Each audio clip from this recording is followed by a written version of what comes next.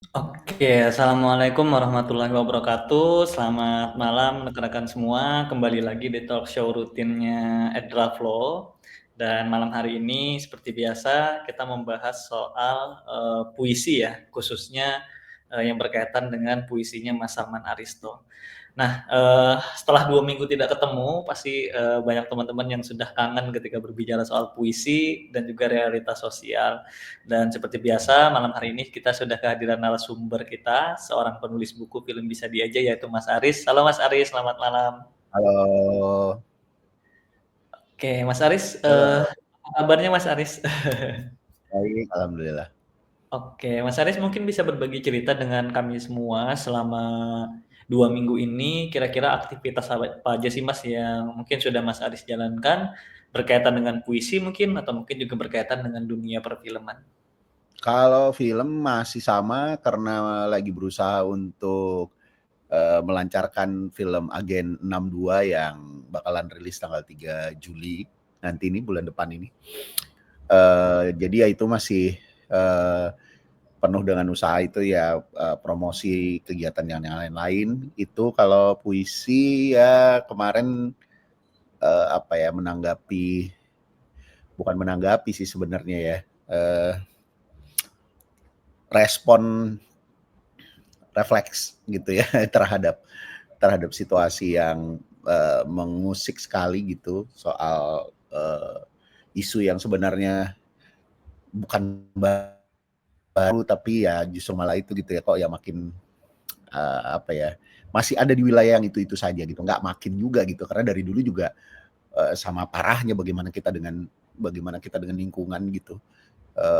Bukan berarti lantas apa yang sedang terjadi ini makin parah. Enggak, ada yang pernah sama parahnya kita lakukan dengan ini gitu. Jadi justru malah yang membuat gue terpantik lebih karena kita masih di situ-situ aja gitu. Eh, Iya, Masih ada di wilayah yang itu saja gitu. iya. Iya, Mm-mm. saya melihat akhir-akhir ini banyak, media gitu Mas ya, banyak para seniman yang kemudian hadir mengkritik, dengan berbagai macam caranya terkait dengan aktivitas tambang yang ada di Raja Ampat. Termasuk salah Mm-mm. satunya adalah Mas Aris yang, mengeluarkan puisi, saya sudah Mm-mm. membaca puisinya beberapa hari yang lalu. Mm-mm. Judulnya aja udah, bagus banget ya, kritikan banget, "Di Peta Itu Tak Tampak Luka," gitu. Kita langsung membayangkan, wah iya, ini adalah sesuatu yang sangat mengena sekali. Nah, malam hari ini kita akan Mm-mm. mengupas nih Mas, puisi tersebut sebagai Boleh, untuk mengkritik seperti apa boleh. pesan yang ingin disampaikan oleh Mas Aris. Ya. Apa sih yang menginspirasi Mas Aris untuk Mm. menulis puisi tentang kerusakan lingkungan di Raja Ampat ini? Apakah ada sesuatu yang menggugah Mas Aris sampai akhirnya harus mengeluarkan karyanya lagi untuk sekedar mengkritik, banyaknya kebijakan-kebijakan dan perilaku tambang ini? Iya tadi ya yang tadi gue bilang gitu. Sudah berapa kali sih kita mengalami bencana lingkungan gitu ya, yang top of mind aja lah gitu ya, yang bahkan yang sengaja dibuat macam kayak Lapindo, kata konon sabarnya sampai hari ini masih aja itu terus gitu, nggak berhenti-berhenti, lalu wah banyak sekali lah. Itu cuma menyebut satu dari sekian puluh mungkin gitu ya. Jelas dari situ gitu ya, seperti yang tadi gue bilang gitu ya, lahir dari sebuah paradoks gitu bahwa di sebuah tempat yang katanya keindahannya begitu diagungkan di dunia gitu, tapi luka yang terus-menerus ada ini muncul terus gitu ya, diam-diam maupun tidak diam-diam gitu, selalu saja terjadi di tempat yang katanya salah satu surga di dunia gitu ya kan, surga di muka bumi gitu. Dan tentu saja kita punya peta gitu ya, representasi dari wilayah itu, tapi kayak nggak pernah juga dipakai untuk mencatat apa ya, gue bilangnya luka-luka ekologis gitu. Padahal ya lukanya nyata banget ya, makanya di puisi gue kan tanah melepuh gitu, laut penuh dengan karat gitu ya, bau logam di mana-mana. Dalam bayangan gue seperti itu gitu, chaosnya gitu.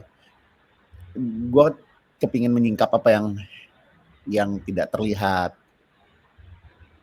ya suara-suara yang masih saja ya kita juga bertanggung jawab gitu ya, membisukan suara itu gitu, bukan cuma sekedar orang-orang yang katanya rakus dan yang lain-lain gitu ya, pemerintah yang tidak. tepat memberikan kebijakan dan yang lain, mungkin itu juga bagian dari itu ya, membiarkan itu secara bersama-sama gitu. Nah sekarang ya Raja Ampat gitu. Gue disclaimer dulu, gue nggak pernah sepakat dengan surga terakhir gitu ketika dibilang kan gitu The Last Paradise gitu. Nggak, karena kita punya banyak surga-surga yang lain dan juga dibuat luka juga gitu. Jadi tapi satu hal fakta gitu bahwa Raja Ampat kenapa jadi ramai karena memang faktanya ini tidak omong kosong, bukan nasionalisme kosong gitu bahwa memang milik dunia gitu, memang sumber biota yang sangat luar biasa sekali gitu. Sehingga akhirnya makanya kenapa begitu diusik jadi begitu ramai kepeduliannya gitu ya. Yang ya makin jadi ironis gitu ketika banyak sekali gitu. Gue belum baru saja tadi nonton salah satu videonya Ferry Irwandi, teman-teman mesti melihat itu gitu. Dia melakukan sebuah kalkulasi yang sangat sangat logis sekali gitu. Dihitung dari sudut pandang ekonomi sekalipun ternyata masih jauh lebih menguntungkan membiarkan Raja Ampat seperti sekarang ini gitu. Dengan kekayaan pendapatan PAD-nya gitu ya dengan menjadi sumber tempat wisata seperti sekarang ini gitu atau destination yang seperti ini tuh masih jauh lebih menguntungkan dibandingkan ada tambang gitu di situ gitu. Jadi buat apa kan gitu ya kan. Jadi ya itulah makin kenapa gue membuat puisi ini adalah salah satunya ya memang sudah lama sekali gue menjadi saksi dan bukan cuma gue, banyak orang kita menjadi saksi dari betapa sering sekali kita serampangan dengan alam gitu yang sebenarnya kita mendapat karunia yang sangat luar biasa sekali dari Allah tapi kita memperlakukannya seperti itu. Nah yang kedua Raja Ampat pula gitu yang memang luar biasa posisinya di mata dunia juga gitu. Jadi ya rasanya udah otomatis aja sih gitu kemarin gitu ya ketika itu terjadi. Jadi kayak ada endapan yang dipaksa dibuka gitu. Gitu jadi akhirnya dia keluar. Ya, setuju banget ya dengan Mas Aris. Sesuatu yang kayaknya harus kita terus suarakan karena mau dihitung seperti apapun kalkulasinya nggak akan ada untungnya sama sekali. Paling Iya, mungkin yang betul. hanya menikmati untungnya hanya segelintir orang ya yang kita tahu ya, yang mungkin Hmm. erat kaitannya dengan proyek tersebut. Tapi buat seluruh masyarakat Indonesia, khususnya orang-orang yang ada di Raja Ampat, rasanya itu Hmm. hanya akan membawa banyak kerusakan atau mungkin bencana alam ke depannya. Nah, Mas Aris, Ya. bisakah Mas Aris menguraikan makna tersembunyi di balik simbol-simbol yang digunakan di puisi tersebut? Karena buat saya baru baca judulnya aja saya langsung ngeh, oh iya ya. Dari kemarin kan ini nggak diketahui publik ya karena rasanya ditutupin dengan sedemikian rupa. Tapi sekarang ketika isunya Hmm. sudah keluar, muncul sudah banyak banyak eh, pemberitaan-pemberitaan tentang proyek tambang ini. Hmm. Iya, mungkin mulai dari peta dulu ya. Tadi udah yang sempat gue buka di awal. Peta itu kan adalah simbol ya, simbol wilayah, simbol geopolitik gitu ya kan, narasi resmi gitu. Dia rapih gitu, tapi sering sekali yang tadi gue bilang gitu ya bahwa peta nih saat ini gitu sudah lama juga apalagi saat inilah maksudnya gitu ya.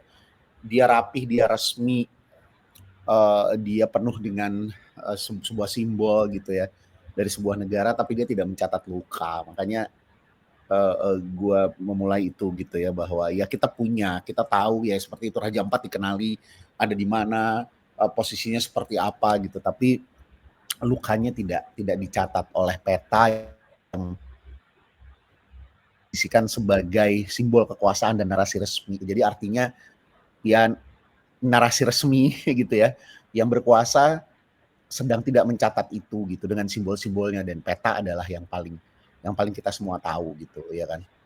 Betapa betapa berkuasanya gitu ya peta gitu ya kan untuk menentukan wilayah gitu.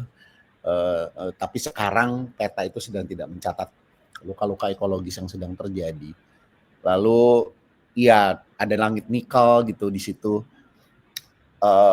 Ya itu mengacu pada eksploitasi tambang langsung saja gitu, itu direct gitu ya. Dan gue merasa bahwa itu sedang dikedepankan tanpa tanpa melihat lebih jauh gitu posisinya, seperti ada di atas gitu. Sementara kan kita tahu nikel itu kan sebenarnya ada di bawah ya gitu. Tapi gue menggambarkan dengan kata-kata langit nikel gitu. Jadi kayak semacam ditarik ke dalam posisi yang kayak ada di Menara Gading gitu, ya kan? Nggak pada tempatnya lah gitu. Yang membuat ya burung kehilangan angin gitu ya. Itu adalah simbolisasi dari ekosistem yang mulai kehilangan harmoni gitu. Lalu gue berusaha untuk se apa ya, sejernih mungkin quote unquote dengan menunjuk gitu, dengan memakai kata-kata dengung logistik dan kontrak yang dingin gitu. Uh, uh, Ya industrialisasi gitu, yang mematikan relasi manusia dengan alam gitu, yang berdengung bukan ya ibaratnya kasar bukan hati nurani, yang berdengung adalah logistik gitu ya kan, wah yang berapa ini keuntungan apa dan yang lain-lain, lalu ya kontrak-kontrak yang ya dingin dalam artian yang sama sekali tidak memperhitungkan relasi kita dengan alam. Dia cuma sebagai kontrak saja, sebagai benda statistik gitu yang dipergunakan juga dengan tidak benar gitu ya. Tidak tidak diperuntukkan sebagai sesuatu yang menunjukkan relasi manusia dengan alam gitu. Terus akhirnya di bait terakhir ya bumi ya seperti biasa, bukan seperti biasa, apa yang bisa dilakukan oleh bumi gitu ya, tidak menjawab tentu saja, tidak punya hak jawab gitu. Akhirnya dia menunggu, tapi eh, yang ditunggu adalah yang mau mendengarkan gitu. Yang dibutuhkan adalah orang pihak-pihak atau orang manusia yang tidak menjual, ya bahkan datang tidak dengan janji gitu ya, kecuali datang dengan dengar yang sungguh-sungguh gitu. Jadi artinya siapa yang didengar ya mau mendengarkan bumi yang tidak bisa menjawab ini gitu. Ya itu juga harapan gue terhadap pendekatan aktivisme yang nggak cuma sekedar wacana gitu, tanpa kehadiran yang pada esensinya adalah uh, uh, sebenarnya adalah mendengarkan bumi yang tidak bisa berkata-kata ini gitu. Jadi di satu sisi gue juga tetap berusaha untuk imbang mungkin ya gitu, mengkritik, menyampaikan keluh kesah yang sangat keras kepada siapapun pihak yang mementingkan bingung logistik itu tadi gitu, yang menempatkan nikel tidak pada tempatnya, yang membuat burung kehilangan angin, kehilangan arah, yang cuman bermodalkan kontrak dingin gitu ya untuk maju dan memisahkan relasi manusia dengan alam. Tapi gue juga mencoba memberikan harapan kepada siapapun yang juga mau memperjuangkan ini, juga ingat kembali esensinya gitu, bahwa kita sedang berusaha mendengarkan yang selama ini mungkin ya memang tidak punya punya bukan tidak punya ya, punya caranya sendiri untuk menyampaikan jawabannya gitu, yaitu ya bumi sendiri gitu. Oke. Saya mendengar makna yang disampaikan Mas Aris tuh sambil membaca puisinya jadi sadar nih. Saya suka bait ke apa rima yang ke bait bagian yang seekor burung menyisir langit nikel sama yang bagian terakhir bumi seperti biasa tak menjawab. Ini tadi Mas Aris menggambarkan ini adalah hubungan antara manusia dan alam, dan nanti seperti apa cara alam membalas akibat kerusakan yang ditimbulkan. Di sini burung itu seakan-akan tadi Mas ya, dia menyisir langit yang mana dia mencari angin yang dulu ada di pohon-pohon tapi sekarang sudah tidak ada. Lalu bumi kemudian seperti tidak bisa berbuat apa-apa, hartanya dikeruk, tapi suatu saat ia akan datang untuk kemudian memberikan mungkin sebuah jawaban gitu ya, bahwa alam itu jangan dirusak dan lain-lain. Kira-kira apakah maknanya bisa dibuat menjadi sesederhana itu buat seorang yang mungkin masih awam untuk memahami makna-makna puisi yang sangat luar biasa ini, Mas? Ya bukan sederhana, memang itu memang itu yang mau disampaikan. Di bait kedua juga gue berusaha untuk sejauh mungkin gitu ya, tidak cuma bicara soal daerah gitu ya, alam gitu, Raja Ampat ada daerah, tapi juga jangan lupakan bahwa ini tuh datang dari kota, gitu. Kontrak dingin dan nanggung logistik ini tuh datang dari kota. Kan gue menulis di bait kedua, kota yang melupakan kaki. Nah itu juga sama, kota yang tidak berpijak lagi gitu, yang sudah melupakan relasinya, relasi langsung dengan alam gitu ya, tidak menjejak gitu ibaratnya gitu. Yang bahkan gue juga berbicara soal anak-anak yang nggak tahu maknanya berhenti jadinya gitu ya, karena mereka tidak berpijak gitu. Ya ibaratnya kalau umpamanya kasar diterjemahkan ya kota-kota yang sibuk dengan kendaraan dan segala macam gitu. Gue adalah salah satu penganut apa yang dibilang oleh Jan Jacobs gitu loh, bahwa kota yang modern tuh justru adalah uh, yang walkability-nya itu tinggi, yang keterjalanan kakinya itu tinggi gitu. Itu kota modern justru malah. Gue percaya itu gitu. Jan Jacobs salah satu urbanis favorit gue ya dari New York gitu. Dia bilang itu gitu, bahwa kota tuh orang gitu. Biar gimana pun juga dia selalu mengembalikan itu. Nah, kota yang kehilangan itu semua, yang lupa pada kaki, yang membuat anak-anaknya tidak tahu bagaimana caranya berhenti, lalu moda menjadi sebuah kesenyapan yang baru gitu ya, moda hidup mereka, dan itu akan datang dengan cuma mendengarkan dengung logistik dan membawa kontrak yang dingin untuk ya melakukan apa yang sedang terjadi di Raja Ampat gitu. Oke. Mas Aris, saya semakin jatuh cinta ini dengan puisi. Bagaimana sih cara Mas Aris bisa menemukan kata-kata yang rasanya ini sangat-sangat ngena ya kalau kita sudah memahami. Saya penasaran bagaimana cara Mas Aris menemukan kata-kata yang dimulai tadi ada peta yang tak tampak terlihat tapi dia luka gitu ya. Ada kota yang melupakan jalan kaki, ada burung yang menyisir langit, ada bumi yang tidak seperti biasa yang tak menjawab ketika ada sesuatu yang terjadi. Nah, bagaimana cara Mas Aris membuat pola pikir ini sampai menemukan kata-kata yang bisa sangat luar biasa ini? Iya, pertama tentu saja gue menyerap dari apa yang ada di sekitar, ya maksud gue ya berita dan yang lain-lain. Lalu ya tadi gue bilang puisi ini adalah salah satu bagian kecil dari begitu banyak respon yang sepertinya kita tetap harus berbangga juga saat ini gitu ya. Ketika ada tindakan yang akhirnya dilakukan oleh pemerintah, ada 4 perusahaan kalau nggak salah yang akhirnya dibatalkan gitu izin, walaupun masih tetap harus selalu kita lihat ya, karena itu kan ternyata yang PT yang sudah dapat izinnya masih jalan, masih ada gitu ya kan, yang 4-nya yang baru kalau nggak salah begitulah. Bisa teman-teman bisa mencari datanya lebih detail. Gue merespon dari berbagai macam respon juga, dan salah satunya mungkin karena disiplin ilmu gue juga sebenarnya adalah jurnalistik ya, gue merespon dari berita gitu, dari artikel. Pertama-tama adalah puisi itu dia menyelinap di antara data gitu ya, lewat rasa. Dia membuat data itu jadi punya rasa gitu. Itu kenapa ya kan, karena kalau mau ya baca berita aja sama aja, udah banyak kok yang ngomongin kayak begini, atau bahkan banyak banget YouTuber yang udah ngomongin soal apa, teman-teman gitu ya, konten kreator atau YouTuber yang udah ngomongin, Panji udah ngomong, Ferry Irwandi udah nulis ini dan segala macam, bahkan Cinta Laura aja juga udah marah-marah gitu ya kan.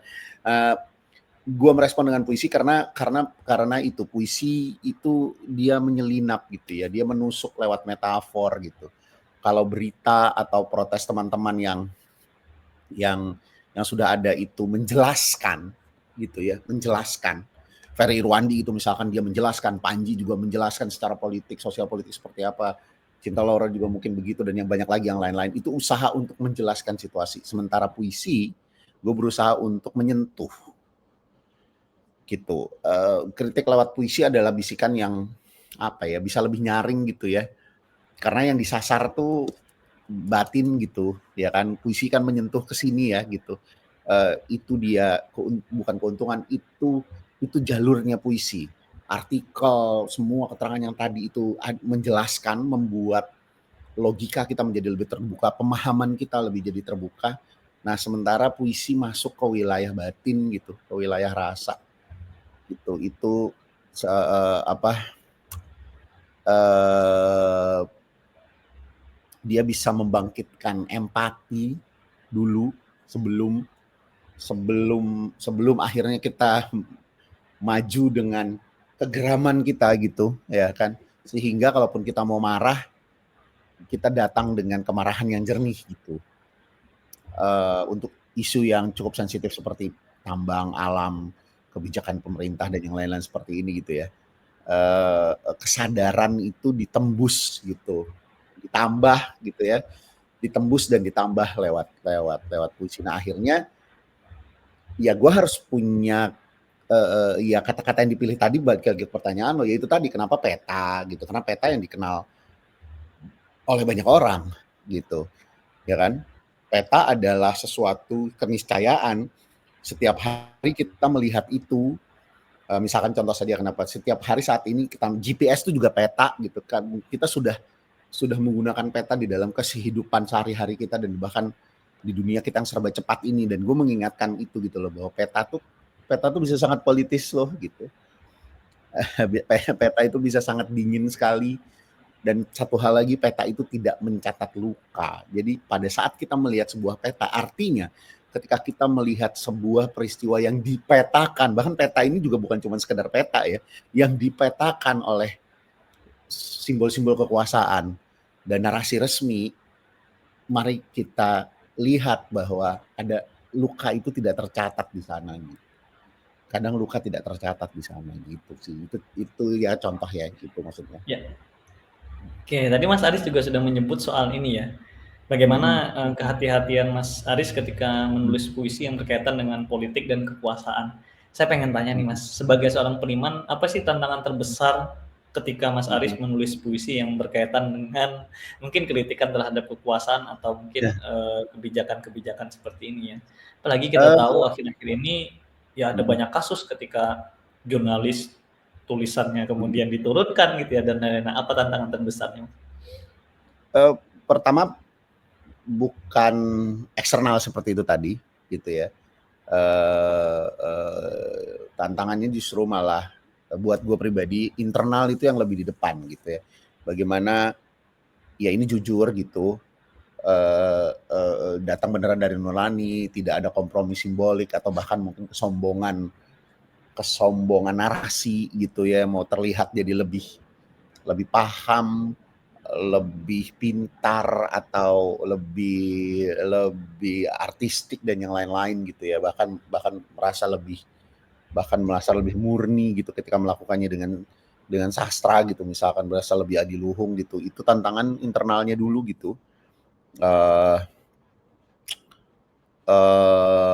Lalu yang kedua baru ya kan, karena terjadi tekanan gitu ya, ada eksternal yang kadang membuat kita